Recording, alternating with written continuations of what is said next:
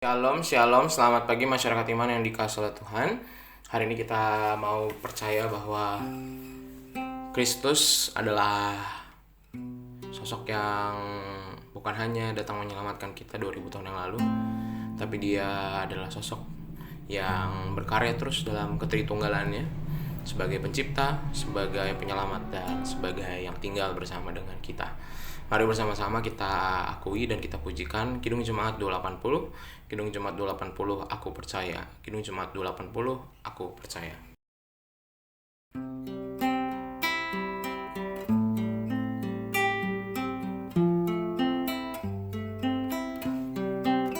Aku percaya Allah yang kekal, yang oleh sabda kita kenal, Bapa pencipta alam semesta, yang mengasihi manusia.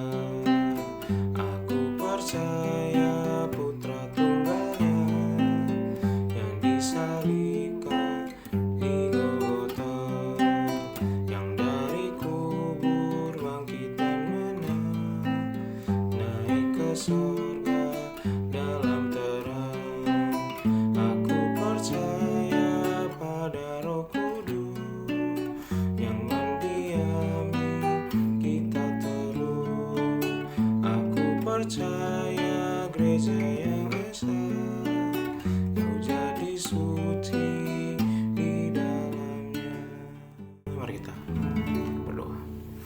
Tuhan, kami percaya bahwa Engkau lah Allah yang kekal, yang kami kenal, dan kami percaya bahwa Engkau lah pencipta yang mengasihi manusia. Kami sebentar membaca firman-Mu, mampukan agar kami boleh mengerti, terlebih memahami. Kami serahkan, hanya dalam nama-Mu kami berdoa dan bersyukur. Amin. Bersama-sama kita buka 1 Tawari 4, 1 Tawari 4, 1 Tawari 4 ayat 24 sampai 43. 1 Tawari 4 ayat 24 sampai 43. Dengarkanlah 1 Tawari 4 ayat 24 sampai 43. Dengarkan sabda Tuhan. Anak-anak Simeon ialah Nemuel, Yamin, Yarib, Zerah, dan Saul. Anak orang ini ialah Salum. Anak orang ini ialah Mibsam. Anak orang ini ialah Misma. Keturunan Misma ialah Hamuel anaknya. Anak orang ini ialah Zakur. Anak orang ini ialah Simei. Simei mempunyai 16 orang anak laki-laki dan 6 orang anak perempuan, tetapi saudara-saudaranya tidak mempunyai banyak anak. Seluruh kaum mereka tidak bertambah banyak seperti Bani Yehuda. Mereka diam di Beersheba, Malada, Hazar Sual, Bilha, Ezem, Tolat, Betuel, Horma, Ziklak, Bet Merkabot, Hazar Susim, Bet Biri, dan di Saharim. Itulah kota-kota mereka sampai Daud menjadi raja. Dan desa-desanya ialah Etam, Ain, Rimon, Teken, dan Asan. 5 perkampungan. Juga segala desanya di sekitar perkampungan-perkampungan itu sampai ke Baal. Itulah tempat-tempat kediaman mereka, dan mereka mempunyai silsilah sendiri. Dan Mesobab, Yamleh, Yosa bin Amazia, Yoel, Yehu bin Yosibia, bin Seraya bin Asiel, Elioenai, Yaakoba, Yesohaya, Asaya Adia, Yesimia bin Aya, Sisa bin Sifei, bin Alon bin Hidayah, bin Simri bin Semaya. Orang-orang ini yang disebutkan dengan nama-namanya adalah pemimpin-pemimpin di antara kaum-kaum mereka. Keluarga-keluarga mereka makin bertambah banyak. Oleh sebab itu mereka pindah ke arah Gedor sampai ke sebelah timur lembah untuk mencari padang rumput bagi kambing domba mereka. Mereka menemui padang rumput yang gemuk dan baik. Negeri itu luas, aman, dan sentosa. Orang-orang yang diam di sana sebelum mereka berasal dari Ham.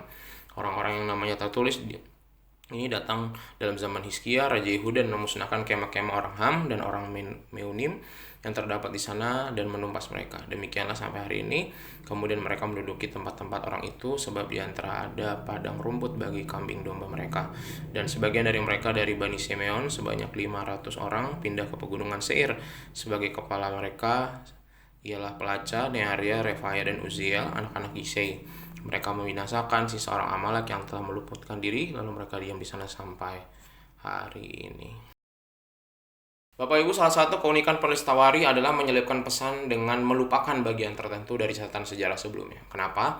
Kisah Daud dan Betsheba yang sangat terkenal itu tidak muncul sama sekali dalam catatan Tawari. Pada bagian ini penulis Tawari kembali menceritakan silsilah Israel dari 1 Tawari 4 ayat 24 sampai nanti 1 Tawari 9 sampai ayat 44. Banyak disebutkan tentang 10 suku, tapi sedikit tentang Zebulon dan Dan. Kenapa? Dalam tradisi Israel, suku Dan mendapatkan nama buruk karena terkait kisah penculikan imam dan pencurian patung perak untuk membangun kuil penyembahan mereka sendiri di kota Dan. Ketika menelusuri silsilah Simeon itu, dorongan dari Tawari adalah untuk berfokus pada Yehuda. Dikatakan bahwa keturunan Simeon tidak bertambah banyak seperti keturunan Yehuda. Bahkan juga tertulis kota-kota Simeon yang hanya bertahan sampai seketika Daud menjadi raja. Jelas tampak fokus Tawari ialah Yehuda dan Daud. Salah satu cara memahami maksud penulis Tawari adalah dengan memberikan perhatian kepada hal-hal yang dilewatkan dalam tulisannya. Suku bereputasi buruk karena penyembahan yang salah kepada Allah dilewatkan dalam catatan Tawari. Hal ini disesuaikan dengan fokus Tawari untuk memberi visi penyembahan, fokus pada yang baik-baik aja, dan bagaimana cara menyembah Tuhan yang benar bagi Israel yang kembali dari pembuangan. Alih-alih mengkritisi yang salah, penulis Tawari lebih fokus pada berbagai komponen baik dan tradisi silsilah Israel dan mengabaikan hal yang buruk. Seiring dengan hidup ini, kadang-kadang energi kita serap untuk mengkritisi hal buruk. Kita pakai untuk perasaan-perasaan negatif. Padahal harusnya kita lebih fokus kepada hal-hal yang positif, hal-hal baik. Sehingga energi kita itu juga jadinya baik. Kita bersikap baik dan bertutur dan bertindak baik.